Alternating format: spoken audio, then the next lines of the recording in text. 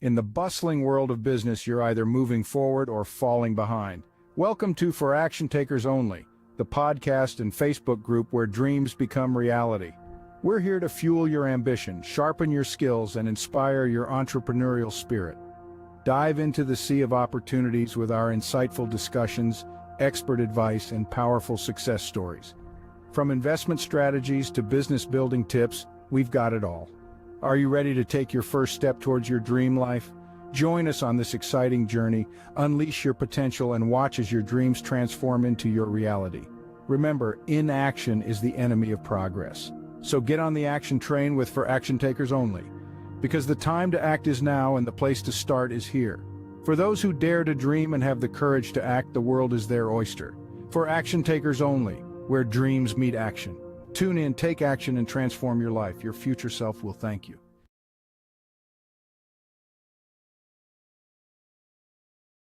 And welcome to For Action Takers Only. I had my mute button on there. We are the podcast for serial entrepreneurs and real estate investors and anyone taking action in their dream life. I started this podcast as a homework assignment from Pace Morby, if anybody knows what Sub 2 is, and it has just kind of grown from there. So today I have Anna Bledsoe. I didn't find out where she was from, and I should have. That's my bad. But she is a top-tier TC, transaction coordinator, and she is an owner of Apex Coordination and My Desk Pal. And I'm going to bring her in, and we're going to hear her story today. Hey, Todd. How you doing, Anna? How you doing? I'm doing great. Thanks for asking. No problem. So what's going on? How's your Saturday going? It's going great. Went to a child's birthday party at a bowling alley, and can't get much better than that. Yeah. So can you tell us a little bit about yourself? Where are you from? How old are you? And how long have you been in, say, real estate or as a transaction coordinator? Yeah, sure. So it's transaction coordinating, a little bit of real estate as well. But I am from right outside of Memphis, Tennessee, in a smaller town called Oakland, Tennessee. And I am 35, and I have been in business for about 10 years. 10 years? Yeah. Okay, so how long have you been a transaction coordinator?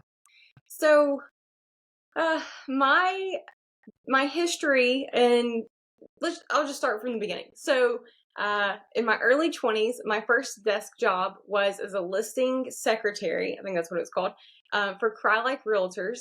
And so my job was, whenever the agents got the houses under contract, I listed them in the MLS. Okay. And I did that for a while, and that really kind of like set me on the road for real estate. I just fell in love with just real estate in general. And then I moved from doing that to working in their corporate office, in their accounting department, taking care of escrow, making sure that commission checks were cut and issued to the right person, all of that. After working for Crylight for a while, I worked for a few starter up companies and just small businesses doing like office management, marketing management, did a little bit of some business development for a new company as they were getting started. And as I was working these jobs, I realized, which I know I'm not the only person to realize this, but the 9 to 5 is kind of sort of whack. And there's a lot of time wasted just like sitting at the desk waiting for those hours to pass. And one thing about me is I'm super big on like time management and not wasting time. Life's short. And so I was like, man, this is driving me crazy because there's not even enough work to keep me busy. I could do this for like 2-3 companies and still only be working 40 hours. And so I started looking into how could I service businesses and take care of their office tasks from a remote location. And now, it's 2024. This is like, well, duh, everyone knows how to work remote. But this was back in like 2014, 2015, when people didn't even know how to do Zoom. So I took a lot of online courses, and I spent about 1.5 years just really dedicated to how can I manage people's offices from my home. And from there, I started a virtual assistant company in 2016. And by 2020, I had about 7 different clients that were solopreneurs and small business owners in all different industries. And I was just helping them like stay on track and helping them create systems so that they could scale their company. Oh, wow. So Yeah. is that My Desk Pal then? Was that your first business you started? Yeah, that's how my desk pal started, was just VA and remote business management, I guess you would call it. Mm-hmm. Yeah. Okay. So you got to start with doing business management and stuff like that. So you had a kind of a start in business and also in real estate. Since your first job you were doing for working for a real estate agent.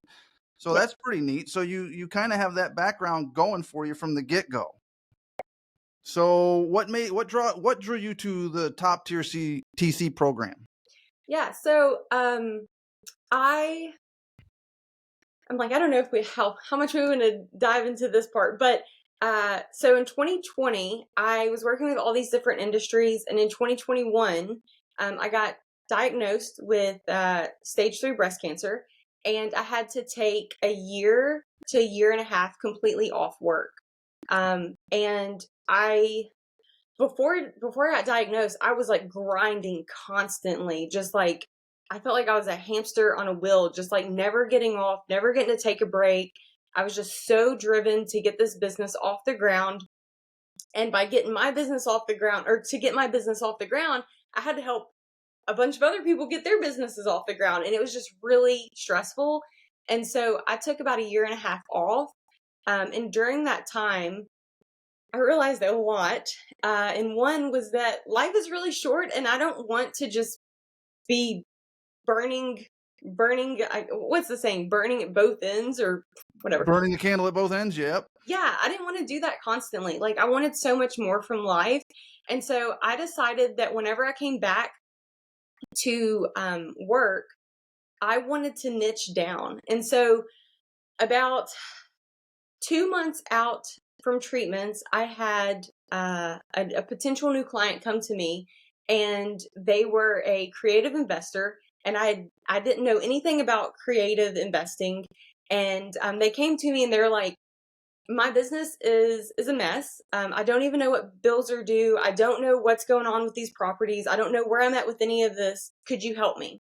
And so that started as what I call like a VIP day, which is where I give you X amount of hours of my attention. You show me your whole world, and my analytical brain comes up with this system of how it needs to be organized and how it needs to all be set up.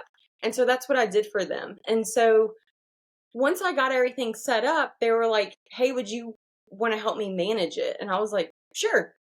And so that was pretty much like my entry into creative investing. And let me tell you, once I got a little taste of it, I was like, "Oh yeah, this is awesome. This is where I want to niche down."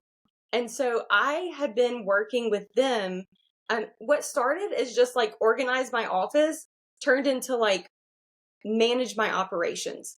And so I had built out like a CRM for them. I created this whole system. Um, and then I started learning like the transaction coordinating side and just the whole ins and outs from the moment that the house goes under contract all the way to um, your end buyer holding a note, servicing loans, all of that. And so I've been doing that for since 2022, so 2.5 years. And I've kind of just been like a lone wolf out here, just kind of figuring it out. And then I realized like there's a whole community of other people that are kind of doing what I'm doing. And that's when I joined Top Tier, because I really wanted to connect with people that were, in the same field. Right. So how did you come across Top Tier though? Did you just see it online? Did you see like the YouTube posts or Facebook posts and then started following, or what? How did Hmm. you come across the Top Tier TC program? Because Yeah. there's other ones out there. Oh, yeah. Yeah. I'm trying to actually remember like how. Oh, so I think I started because I wanted to market to like other investors. And so I started just looking up like creative investing, and I found the Sub2 just Pace Morby's like public Facebook. And I think I posted in there a few times, like, hey, if you need, an executive assistant or office manager. And my post actually kept getting taken down, Oh, which really? which is really funny now that, I know how everything works. Um, and so I was like, okay, whatever. I obviously can't just like post this. And so I just started like organically meeting people through comments and talking to people. And I was talking to someone in the DMs, and he had asked me, are you top tier? And I was like, am I what? And he was like, top tier. And I thought it was like he was using it as like an adjective. And I was like, sure, I'm top tier. Okay, like I'm top of the line. Yeah. Yeah. And so no, he was like, no, are you like top tier certified? And I was like, I don't even know what that is. And so that's how I found it. Okay. So when did you join? When did you join Top Tier and you completed the program then? I guess is Top Tier like a certification program? They put you through and give you a certification? It is. Yeah. Okay. I joined in May and I finished the training and the certification in like 2 weeks, 2 or 3 weeks. Because I've already been doing all this. And so there are some new things that I learned, but for the most part, it was all the same. Okay. So how have you liked it? How long did it take you to complete the certification? How long is that course? I'm not even familiar too much with the Top Tier, so. Sure. It took me less than a month. So just a couple weeks Oh, wow. to do it. Yeah, I listened to the course sped up, and then I was like, okay, I've got it. I can do this. I love the community. I love the Zooms. I love Molly and Ashley. I remember the first Zoom I got on with them. I was like, hey, I'm Anna, and this is kind of my background. And they were like, oh, you're like a veteran. I was like, oh, okay, sure. Yeah, well, you already have some or experience with managing back office and stuff like that with what you've been talking about. Yeah, for sure. All right. So so you did Top Tier now, is that what brought about Apex coordination? It is. Yeah. So I learned that out of all of the things that you can do to support investors, I really love the transaction coordinating part of it. I love keeping everyone on the same page and making sure that everyone's doing what they're supposed to do and we're hitting deadlines.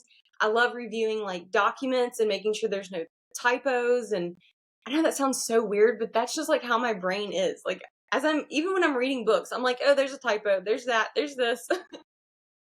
And so I really enjoy that aspect of it. And so I decided to niche down and just create a business that's solely for transaction coordinating. Okay. And how long have you had this business now? When did you open this one up? I opened it in July, so only 2 months. Really? Yeah. So it's fresh. So you got your LLC and everything? Did you get it out of Wyoming? Did you use Pace's Nope. Prime services? Nope. I did it out of What? Tennessee. Oh, come on now. That's sacrilegious. You got to do all Pace's stuff now. You don't. Yeah. No, I did use is it Prime Services? Yes. Yes. Okay. Yeah. Is that who you're talking about? Right. Yeah. Okay, Prime yeah. services is the big one. Yeah. So that's what everybody uses, but don't use them for the taxes. I heard their tax services really suck. Oh, really? That's funny. They tried to sell me on them, and I was Yeah. like, I don't know.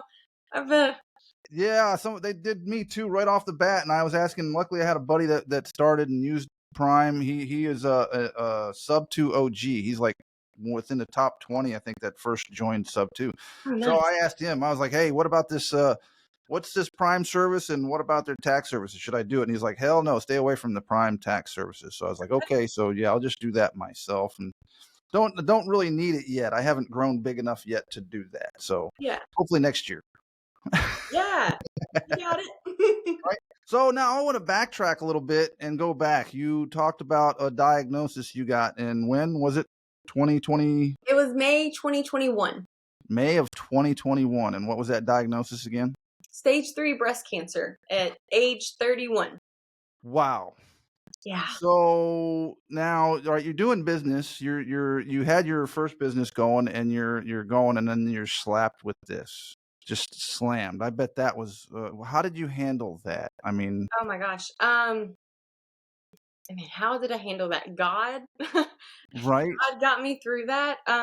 Yeah, and it was like right when my business was like taking off. I'd like finally figured out how to market myself. I finally figured out how to like really get my clients and what I was offering, and I was on a roll. And it was shocking. It was really shocking. Like I didn't even have a doctor. I didn't have a primary care physician. I didn't have health insurance. I was to me, I thought I was super healthy. And yeah, so it was very shocking. So how did it come about? Were you having symptoms or something? Or did you just your Yeah, I symptoms? am my armpit swelled up. Oh, okay. And then yeah, and then like my collarbone swelled up, and I thought that it was like an infection in like my lymph nodes. And so I actually ignored it for like 6 months. 6 months.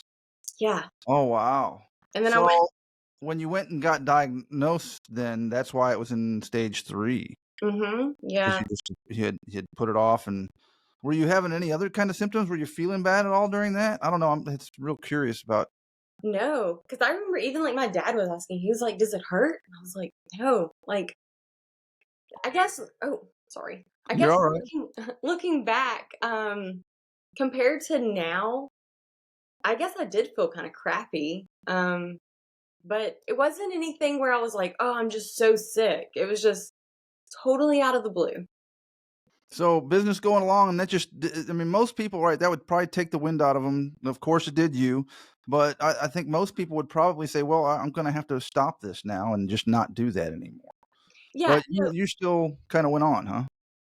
yeah, so I told my clients, I remember the day I got diagnosed, I messaged my clients and I was like, hey, I'm going to need a day to process this. And one of my clients who had also been a cancer survivor, she was like, oh no, like you're going to need some time. And I was like, nah, I've got it. I'll be back by Friday. Like, I'll be back. And then as it kind of started really setting in, I realized, like, oh, I'm not going to just be able to like jump back in. But luckily, I have a really great supportive husband, and he's also my business partner. And so we set up a way that he was able to take care of a lot of the tasks, so I could just take time off that I needed. All right. And so, how long did you have to do chemo? How long was all that? Yeah, so chemo was 6 months, and at first it was like every 2 weeks, and then it was every week. And then I had 32 rounds of radiation, so every day for 32 days. And then I had 2 surgeries.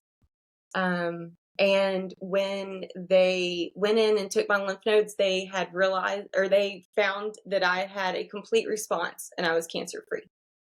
Really? So you're cancer free now? Yeah.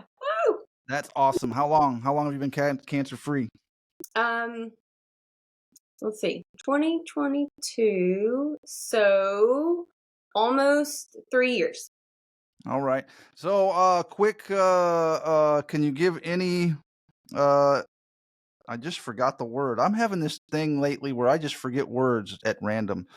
Can you give any advice? Advice is the word I was just forgot for anyone that might be, going through that right now, that might have just gotten diagnosed, Oh man, honestly, that is a loaded question. We could probably do an entire podcast series on that. right? So before I got diagnosed, strangely enough, I was a very holistic person. And so the thought of doing chemo or any of this like standard, um, what is it, treatments was just, I would have never thought that I would have done that. And so I had to spend a lot of time on like figuring out what I was going to do. And so I decided to kind of do both. So I did the traditional treatments, but I also did a lot of holistic stuff. Um, like just really crazy things. Like I got rid of all my plastics. I only use glass and metal now, even in like Tupperware. I changed my whole diet. I quit eating like junk food and sugars and seed oils and all of that. Um, I started exercising as much as I could until the treatments got really hard. But I would say like for me personally, the main thing that got me through was my relationship with God. And at that time, like, I had just started forming my relationship with God. I guess you would say, like, I just met God. And Hmm. so I was very new, and through that experience, like, I found that God is very real. And yeah, I can Absolutely. only say that, like, that's how I got through. Well, that's awesome. And yes, God is absolutely real, and He makes it more known every day. So I don't know. That's a wild one though. You get slapped with that diagnosis, and then you're just now meeting God. Here I had some hard times in life, and when I went through them, I somewhat especially when I was younger, I blamed God. I was like, well, Right. it's like this is your fault. Mhm. So I mean, how did you? That's a big thing. So I mean, it's like you're really staring a lot in the face at that point, and then you're building your relationship with God. So I guess that probably strengthened that, huh? Yeah, it did. At first, once I got over the shock, I never I never blamed God. I never was even mad at God. It was like I had this really, really strange peace. And there was this moment that I really felt. It's like I don't know how to explain this, but I felt deep in my soul that God said, "You're going to walk through the fire, and I'm going to carry you through, and you're going to tell everyone about it." Absolutely. See, I have a friend, Scott Wolfson. He's actually a moderator on my group, on the web group for Action Takers Only. This Yeah. one, other one. No. I'm backward. I'm all backward here. So, but he also went through. He had a diagnosis of cancer in his lymph nodes, and he is. I think he's now in remission. So I tried to text him the other day. The last time I talked to him, he was like, they're about to say I'm in remission. So I was like, awesome, Yeah. awesome. But Awesome. so would you say when you got diagnosed, did you make a decision at that point? Hey, this is not going to get me. Oh, yeah. I was like, "Oh, I'm not going down." And that's just how I've been, like, my entire life, and that's how I am with everything. I'm like, you can it's gonna make me cry. But resilience and Mm-hmm. there's another word that I can't think of right now. Oh, maybe it'll come to me. But yeah, no, I refuse to be knocked down. Just no. I'm gonna get back up, and I'm gonna keep fighting. All right. So since then, now, so with all this, now let me ask you, what's your views on mindset then, with going through all this? Ah, mindset. Um, I always say mind over matter. I even have a sign. Well, Mind how over come it's not matter. up on the wall? You got to get it Well, up on the wall. when I hang it up, I feel like you can't really read it. But yeah, I Oh, should I should get something maybe a little darker. But I mean, it really is mind over matter. Like, I've met so many people that were on the same journey, and your body will listen to you. So if you tell your body, "Hey, we're going to give up," your body is probably going to give up. Um, but if you decide, like, "I'm going to get up every day, and I'm going to, even if it's just put one foot in front of the other, just keep going with whatever it is." And, like, there are times in life where that you do need to rest, you do need to take a break. This month, actually, September, I have decided to kind of take a little step back from the grind and just take a breather. And you have to do that so then you can come back even stronger. yeah, you do. You really do. So, all right, you get through the battle of your life. Yeah, That is pretty much the battle of your life, yeah, and you start another business. yeah. Because I'm crazy. Well, most entrepreneurs are. So Yeah. I mean, you got to be to be. I mean, for this kind of punishment we take on some of the things, and really, the mindset issues we go through, the constant battles and the negativity, fighting off the negativity. Yes. So, I mean, I know with going through your situation, you really had to stay on top of that. I Oh bet. yeah. Oh, and I can't even imagine. Yeah, I mean, I had, like, Post-it notes all around me in my room of, like, what am I fighting for?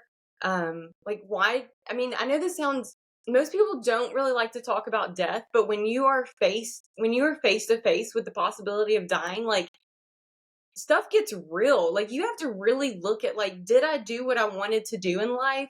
Where could I have done more? And like I had to really work through the regrets that I had of like, if this is it, like did I give it my all? And there were a lot of areas where I didn't give it my all. And like maybe I didn't show up fully in the moment when I should have, and I didn't tell everyone like what I wanted to tell them, and it just really realigned everything in life and like my whole purpose. We really like to play a lot of mind tricks on ourselves, don't we? Oh yeah, I mean that's where everything is. Like we create everything in our mind.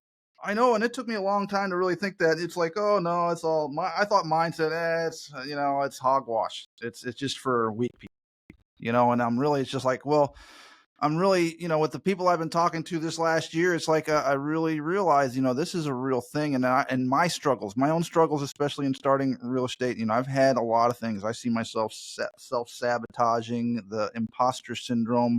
It's like, what the hell am I doing here? And it's like, okay. So it's been a hell of a struggle. So I like to ask a lot about that. Yeah, So, go ahead. I was gonna say that imposter syndrome, dude. That's real. That is real, and very real. Everyone goes through it, and if you don't go through it, maybe I would say maybe you're towards like a psychopath or something. You're a superhero. Yeah.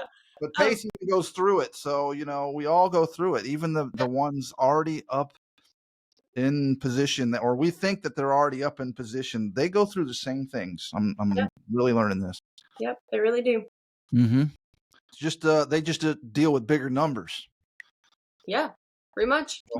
So what challenges? Now let me ask you. Going through all this, now can you go back to when you were starting your very first business, the My Desk Pal?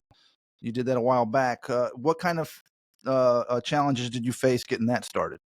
So that actually wasn't my first business. I've had 4 businesses. My Okay. first one was a cleaning business. So All right. I learned a lot about self-worth. I totally underpriced all of my cleaning. And so I learned a lot about valuing myself and being able to put a price tag on that and stand firm and know that I'm worth that. And so I learned that from cleaning houses. My second business was an online CBD store. I learned that I do not like to sell products. So that was short-lived. I think that No, you don't like to sell products? Oh no, I'd much rather sell services than products. Okay. And why is that? How did you figure that out? Man, selling a product just puts you even more on a hamster wheel. Like you have to, because like with the service, you can get like retainer clients, you can have a more high level offer. Whereas like a product, I mean, you're going to have to sell and like to retain your clients and the marketing that goes into it and all of that. It was just, nope, it's not for me. I'd rather serve people and help them build their businesses than sell a bottle of CBD oil. Even though I love CBD, don't get me wrong, it's great, good for you. So, well, how did you come across CBD? Was it just because the big craze? Was that when the big craze was sweeping the nation? CBD is great for everything, and it's like a cure-all. It's the cure-all. It's the tonic. Right. Yeah. And I was in like the whole holistic scene and all of that, and so I tried it, and I was like, "Oh, this is really cool." I tried it for some things, and I can't say I saw any difference. Some people don't. Yeah, no, it didn't. But I gave my mom some one time too, and she hallucinated. I was like, "Whoa!" It's like, how do you what? Yeah. Well, everybody's body is different, so yeah. Yeah. All right. So, can you describe a particular memorable, challenging transaction you did in your first businesses? Sure.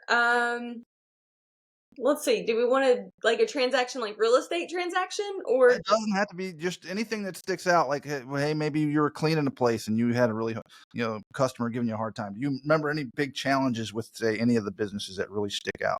Sure. Yeah. I would say with My Desk Pal, like when I was first getting into the VA world, one of my biggest challenges was figuring out how do I how do I go from what I call a discovery call, where I meet the client, they want me to work with them, and then go to from like that to like jumping into their whole entire world and knowing everything that's going on without being in like the same office.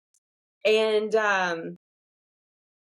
yeah, like how do you like get on the same page when you're not constantly talking to that person? And so that was a pretty big challenge of figuring out how to do that. And then I guess from there, like how to I'm having a hard time like getting my thoughts You're together. all right. I do the same thing. So, Yeah, thanks. um, but pretty much how to do that, like figure that out, but then replicate it and it not be the same industry, the same client. So I was like constantly having to learn like 7 to 10 people's worlds and lives and like keep up with it. So it was very challenging. all right. So now, where are you finding the differences? Like, say you're doing the other businesses, and do you see the differences and similarities in going to a transaction coordinator for real estate? Have you done that kind? Are you really familiar with that kind of stuff? Have you done any or real estate deals yet? Oh yeah. I've done probably, I think I'm maybe over right there at 100 sub 2 deals, just sub 2 Oh, specific. really? So you were doing these even before you got into top tier, then? Yes. So I joined Top Tier this year in May, but Right. I have been doing transactions and working with investors since 2022, since February of 2022. Okay. So how did you come across the sub two deals with these? The investors were bringing them to you? Yeah. So my first creative investor client, who opened me into this, opened the door for this. Mm-hmm. They were bringing in the deals and stuff, and they were just kind of like, "Hey, can you help me keep track of all of this?" And so what I was doing is once they got the house under contract, I pretty much took the ball and like ran it all the way to the end buyer. So I was getting comps. I was finding agents in the area. I was building rapport with the sellers. And that's what I do even now with my clients, which I love. I love building those connections with sellers because a lot of these sellers are in hard situations. And I am just so compassionate, especially with like everything that I've been through. Like, I'm so compassionate of people who are going through hard times. And so my goal is to make it not only very smooth for my client, but also make it smooth for the buyers and the sellers. And so I was working with sellers, I was working with title companies, getting insurance quotes. And then, one of the tricky things with sub 2 is making sure that the insurance is not only the policy is written correctly, but also making sure the mortgage company accepts it. And so I call it my specialty because I have had to go up to bat with so many of these mortgage companies that give pushback about how the policy is, or like the underlying mortgage holder isn't at the top of the policy. And um, I've had to call in so many times as like the POA and like get it approved. So yeah, I know like all the ins and outs of that. So you learned all about sub two transactions before ever, getting into the top tier and really. So you Yeah. had to figure out this stuff pretty much on your own. Yes. Yeah. So what did you do? Who did you have anybody you could call and ask questions about? Hey, how would you handle this? Or did you have lawyers you speak with? And Yeah. So um the client who opened me up to this, Mhm. she was it was a husband and wife, and they were in a different like sub 2 group, not Pace Morby sub 2, but like a different investor group. And Okay. I just kind of learned through them. So whenever we would be faced with something, they would go to their group, ask the question, get the answer, give it to me, and then I would keep going. Wow. So, all right, for people who are not familiar, what can you explain what transaction coordination is? Sure. So it can be a little different. It can vary depending on what all someone wants to offer. And so I offer transaction coordinating and post close services. Transaction coordinating is pretty much making sure that the deal gets closed. And so once the investor gets the property under contract, they would give it to their transaction coordinator, and I would reach out to the seller, introduce myself, let them know that I'm going to be the main point of contact. I'm going to act as like the liaison between the investor, the title company, the seller, the lender. I'm pretty much the central point, and I make sure that everyone stays on track. I make sure that we are still going to meet all of our deadlines. I make sure that payoffs are in. I can schedule home inspections, coordinate those, and then review closing docs. And, I know that that sounds like, oh, you just review closing docs, but I don't think I have ever had a closing where the title company got everything correct. And so Okay. there's a lot of times where I have to go back and say, hey, these numbers aren't right, especially with those sub 2 deals.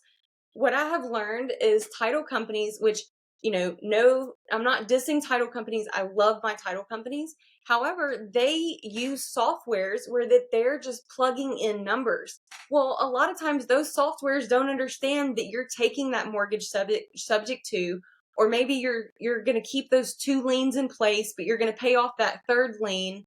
Like, there's all kind of different ways that these deals can be set up.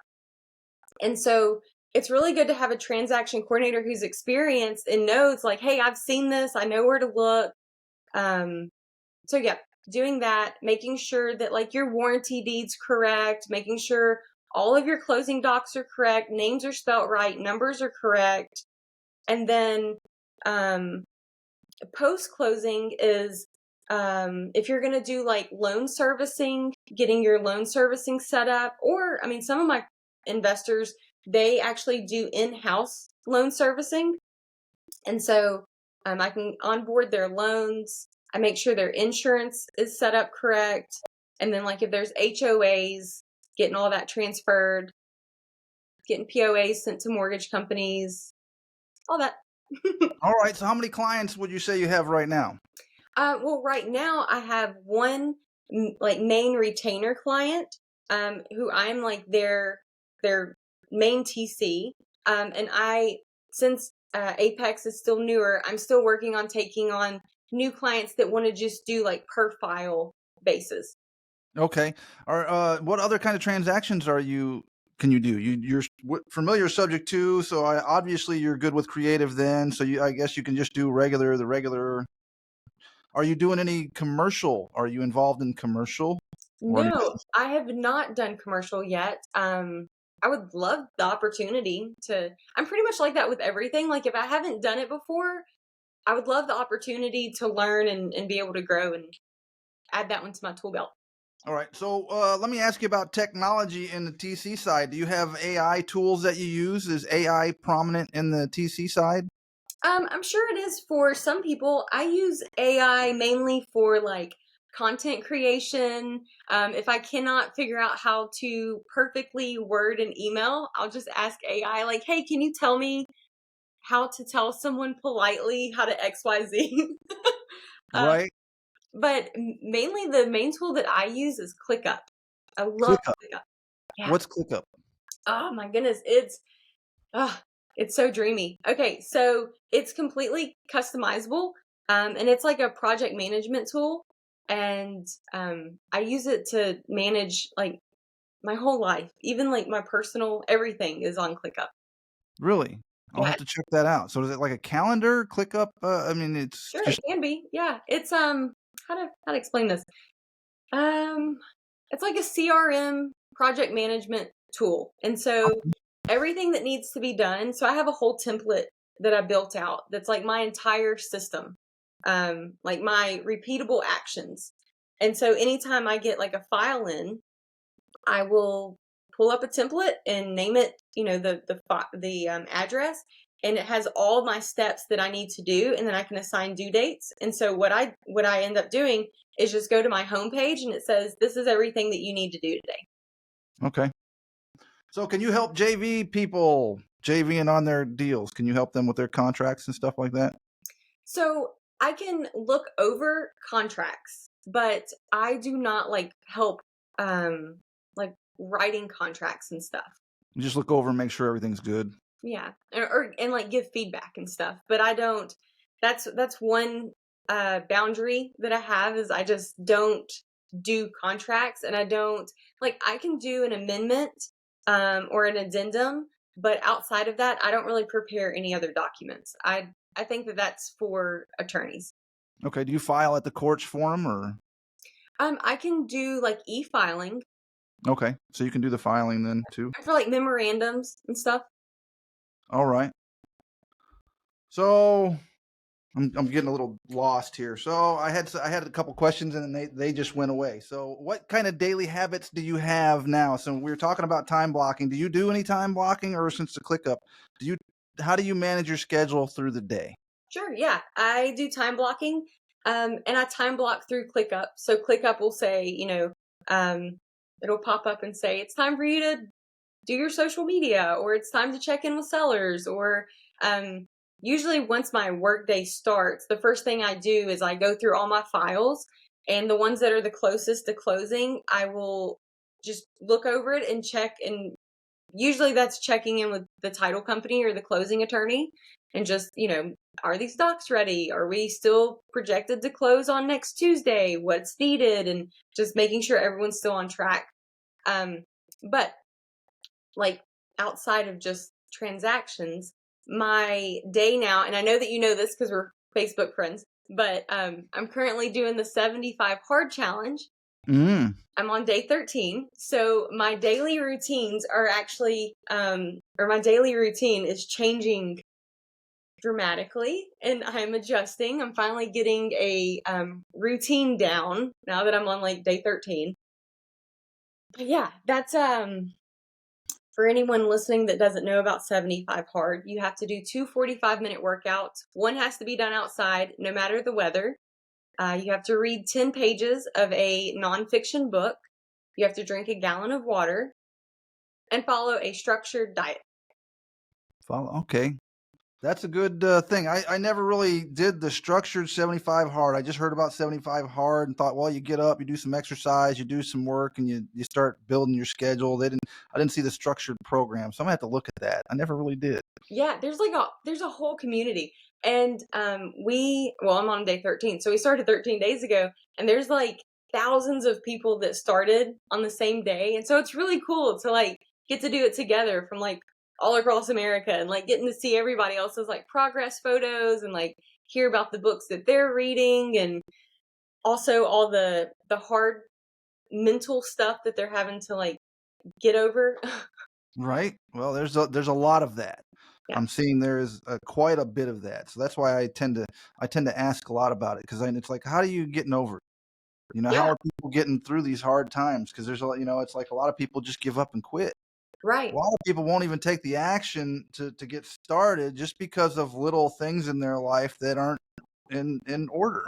Right. So my big thing right now is, and if you've seen my story, I'm sure you know, it's no excuses.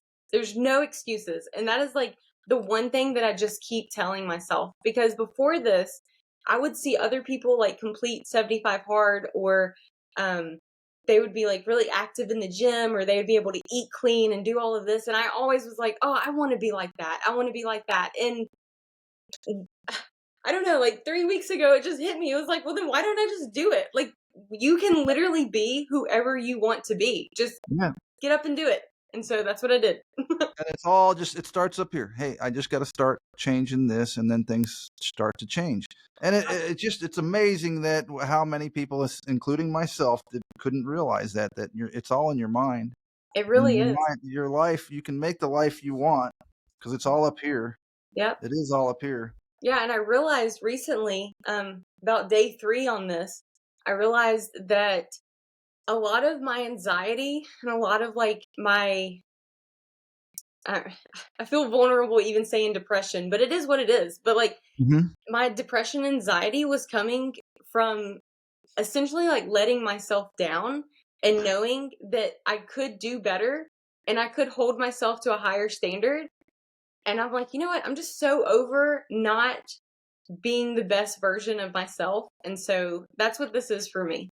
depression and anxiety, I think a lot of us deal with that. Some might not realize it, but I think it's because of partly what you just said. We're letting ourselves down. We're not doing the things we know we should be doing. Yeah. And it's funny when you start doing those, how the depression, anxiety kind of shrinks. Oh, It's yeah. not so strong. It doesn't come up so much. Yeah. It's really because we lie to ourselves quite often. And that's the thing. And it's just like, wow, it's really blown me away this last year. I've really realized how much I lie to myself. Yeah. It's just like, well, hold on a second. I self sabotage. I sit here and, I had one day, it's like, I'm going to go make calls, try and do a bunch of calls, get me a deal. And I'm calling everyone I know is not going to answer. Man. Yeah. And I'm like, but I'm making the calls. I'm doing the work. Yeah. You're busy. Why am I not getting a deal? Right. Because I know I'm calling everyone that doesn't answer. They never answer, and I know it. Mm-hmm. But So do you dive into that a little deeper? Press it a little deeper? Like, why do you do that? Well, I think there's some fear of success. I think there is, because I don't know what to expect. Right. Yeah. And then I still have an issue too, where I have a problem not being able to visualize, like, my future, I guess, or like people say, visualize things you want. I don't seem to be able to do that. I can't see it. I can say, yeah, okay, I want this, and I can put it down on paper, and yeah, I can make a little picture of it, but I can't. If I close my eyes, it's like I can't see it. Have you I ever don't know. have you ever done a vision board? No, I haven't tried that yet. So I know this sounds crazy and it sounds super like elementary school, but um I would say do a vision board. Like, take a board and make a collage of what you want. Whether, even if it's like a new truck, like what truck? Go ahead and take a picture. You can do it digitally or even like cut it out and put it on like a poster board. Um I did my first vision board in 2020, I think. And I still have a picture of it. And so much of what was on that board is now my reality. Really? Yeah. So it helps you to be able, and I hung it when I started my business. I hung it on my wall right next to my computer, and I looked at it every single day. Well, see, I used to think, like, writing down your goals. Why you got to write them down? Why you got your goals? Can't you keep them in your head, and that's not good enough? But it puts a lot of power to them when you write them down. It And does. that's another thing I've realized is that's not bullshit. It's true. It's Mhm. actually true, because and then it really solidifies that goal inside your mind. Yeah. And it like holds you accountable. Yeah, you start to do, yeah, well, I just wrote down my goal. So now it's like, oh man. And then if you don't, there comes the depression and anxiety from Hmm. Yeah. letting yourself down. When I got on Facebook and told everyone that I was doing the 75 hard, and before I started the live, I was like, what am I doing? If I tell everyone, then I'm going to have to actually do this. Exactly. So that's it's I did that with this podcast. When this thing started, I did not want to do it. Pace gave it as a homework assignment in Project Forward, and this was shortly after I had joined Sub 2. So I thought I had to do everything that Pace was putting out there. I thought, oh, he's doing it, I got to do it. Mhm. So started this, and I remember when he told us about start a YouTube channel and do this. And I had a YouTube channel for like drone stuff, but it didn't have me. I didn't have to put my face in it. And he said, you got to do that. I was like, oh man, I'm dreading it. I'm dreading this. I don't want to do this. I was gonna say, I was starting to think, well, maybe this isn't for me. Yeah. maybe I made a mistake with Sub 2 and all this, but I started it, and then when I started it, I was like, man, I kind of like this. This is kind of fun, And then I saw the value of just using it to talk to other people, Hmm. get out there and network. And so I told Pace too after starting it, hey, look, you got me started in this. I sent him a message, and I was like, you got me started in this. And this is not something I really wanted to do, but now I'm doing it. So so I stick to it. I want you to give me an interview in 1 year. And he said, yeah. And he kept his word. So awesome. He is truly, I just did the interview the other day, and it was awesome. I was like, man, I was blown away. So Yeah. Isn't it crazy how your mind just immediately, it's like the bigger the goal, the more like the breaks just, you're like, hold on. Maybe I'm not that person. Maybe I'm not that person. Yes, it is. It's absolutely, it's like, hey, I want to do this. And yeah, you're right. All of a sudden your mind was like, well, do you really want to do that? Yeah. It's like, it's really putting it out there. It's like, are you serious? Because if you're serious, we can do it, Hmm. So what's other, all right, you said, I see books behind you there, and you said something about reading some books. Are you a big book reader? I'm actually not a big book reader. I'm a big buy the book, get halfway through, and don't finish it. And so, All right. yeah, and that's the 75-day hard. You have to finish the book. And so I have to read 10 pages a day, which to me is a lot. And of course, the book that I'm reading right now, it is the biggest book. I mean, the pages are huge. And so my husband is doing this challenge with me, and he has like a little book. So he like knocks his pages out. And I'm like, dude, my 10 are like 20 of your book. And he's like, well, you chose it. So So let me ask you this. Oh, go ahead, finish. I was going to say, so hopefully by the end of these 75 days, I will be a book reader. Right? Probably not. I'd never been a book reader, but I got to a point where I started reading. It was a struggle when I was a kid. I had too much energy. I couldn't sit and read books. It just was not possible. Yeah. So, it took many years for me to really start enjoying reading, but I have come to now in my old age. So I was going to ask you now, you talk about your husband being your business partner. Mhm. How is that? Has that helped your business? Well, I don't know business without him, except house cleaning. So when I was house cleaning, he was doing like landscaping. But Okay. then all three of our businesses have been together. He's my best friend, and he's very much so the visionary, and I'm the integrator. And so he comes up with the ideas, and I analyze and figure out how it's going to be done, and we work great together. That's awesome. I see a lot of successful entrepreneurs, with have partners, and it's usually their wife, and they usually have very good relationships and they work well together. So that's awesome. I think that's a big plus for some people. I don't have that, but awesome. And I think it's great that y'all support. There's that support. It would be nice to have someone there. It's also good for, I guess, for accountability then. Oh, yes. Yes, Y'all are absolutely. really dependent on each other.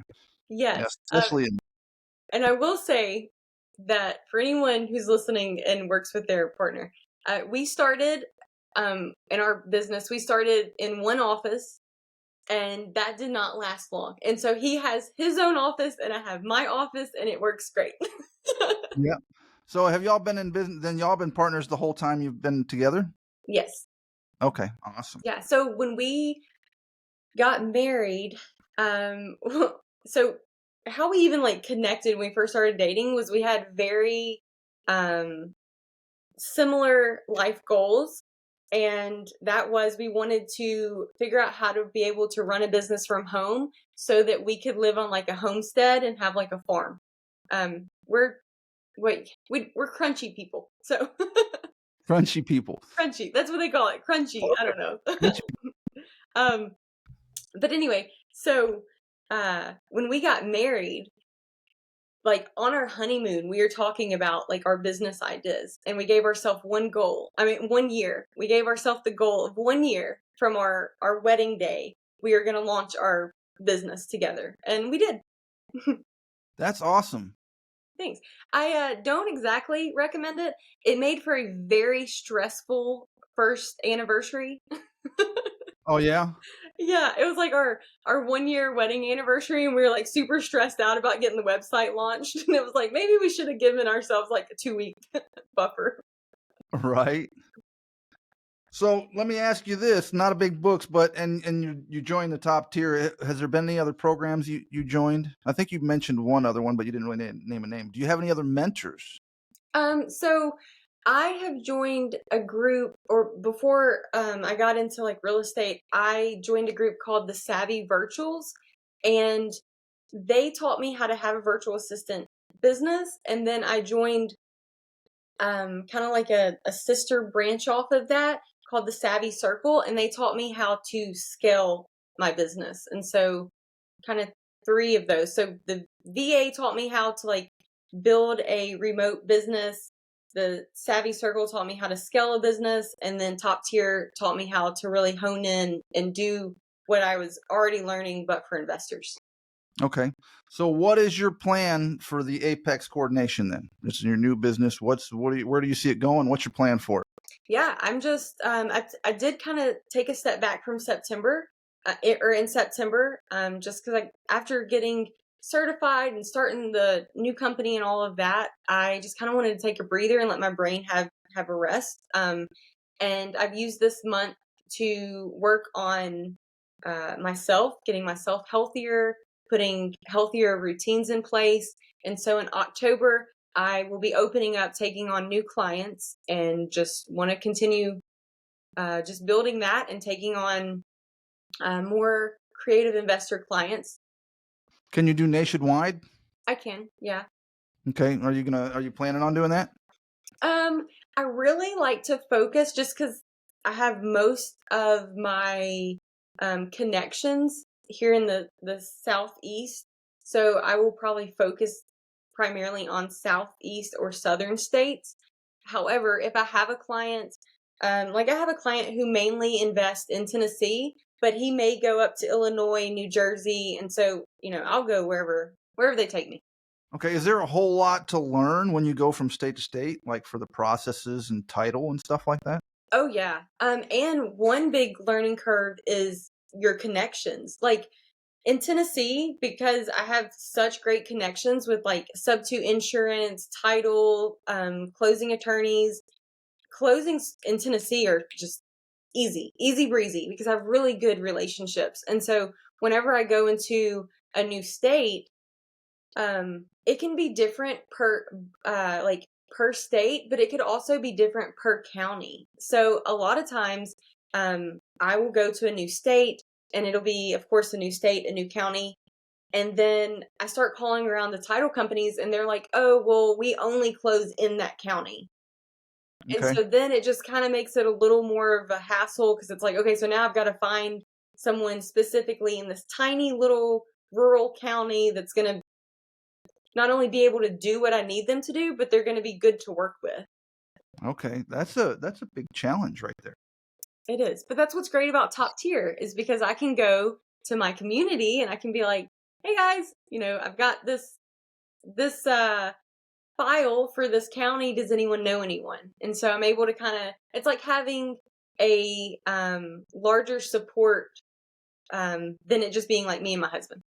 All right. So I'm an investor. Okay. And I'm in Texas. I come to you. Hey, Anna, I got a new deal. I got this deal I need you to do. What are the steps for me getting you to be my TC? Sure. So, first and foremost, I would probably want to at least have a phone call just to meet you, figure out how you work, what you expect. But I would really love to jump on a Zoom call so that we can really get to know each other. I believe very strongly in having similar values, and I really want to make sure that I work with investors who have integrity and also who are doing this for a good cause. And so I like to just get on a Zoom call and just really get to know someone, even if it's like a 15-minute call. But with that, I also want to go over like what your expectations are. Because some people think that a TC is just going to do absolutely everything in the world. And so I want to make sure that we understand each other's expectations and that it's a good fit. And so, Okay. yeah. Oh, sorry. And what do people normally, I mean, like you just said, a lot of them will, do they just try to, hey, I got this under contract. Here you go. Here's everything. You just take care of it. You get a lot of that? So, I would say the word normal is a funny word because I don't think there's a normal for anybody. Okay. Everybody's just all over the place. And so I have some people who will reach out and say, I mean, I've had people just email me their contract. They're like, hey, can you just take care of this? And I'm like, oh, hi, I don't know who you are. That's not how this works. But thank you for trusting me and sending me your contract. So, yeah, there's a process. On my website, you can go to submit a file, and then you would go through my questionnaire, and you would kind of tell me the whole background of this deal that you have. And from there, I would review it and I would send you an email within about 24 hours to let you know whether or not I accept the file. Okay. Then if I do accept it, I would send you a service agreement and an invoice. And so you would pay half up front and then you would pay the other half once it closes.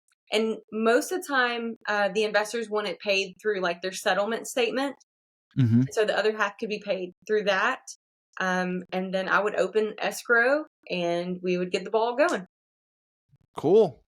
Thank you very much for that. So how do people find you and get a hold of you so they can hire you for your TC services? Yeah, so you can go to apexcoordination.com or you can email me at Anna, ANNA, at apexcoordination.com. And I'll have all that in the description also. It'll be there. Any final advice for entrepreneurs, investors, anything, TC people, anybody joining the program? You got any advice for them?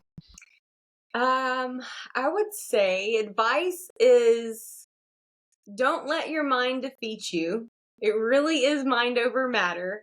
And so just keep putting one foot in front of the other. You're not going to just become your big goal in one day. It's really just an art of chiseling away over time. And how about some advice? I got a moderator on the Facebook group that he's a transaction coordinator. He's struggling to get into, I guess, his first deal. Any advice for people, other coordinators struggling to find their first deal? Any ways to find these, other investors that need a coordinator? Yeah, networking. I say networking, but it's more of just genuinely showing up and like wanting to help people succeed. So whenever you reach out to people and you're like, hey, I have this thing that I'm going to sell to you, like people feel that. And we have a natural response when we're being sold to. Our brain is like, nope, I don't want this. And so really focus on building genuine connections and really trying to serve people from a place of just wanting people to succeed rather than having that dollar goal in mind of, oh, if I can get this person, then I'll make some money. Right. I would also say, yeah, don't focus on the dollar, focus on the person and the problem, and you'll be better off. Focus on helping somebody. It tends to always work out 10 times better when you're trying to help somebody for some reason, some funny reason. Right. When we help each other out, it tends to work out better. Yes, it does. Kind of common sense, you'd think. Yeah, right. Hey, I very much appreciate your time. We're a little bit over now, and I told you I'd only take an hour of your time on a Saturday, so I appreciate you doing this. Yeah. And so what's your plans for the rest of the day? I'm actually going to go read my 10 pages. I've got another workout that I got to get in outside. It's raining, and I'm going to cook some dinner and then just You got to go out there and do it no matter what. I am no excuses. Right? You signed up for it. I did. Take care of business. That's the way to do it. And again, thank you for your time. And it's been awesome meeting you. Yeah, likewise. Thank you so much, Todd.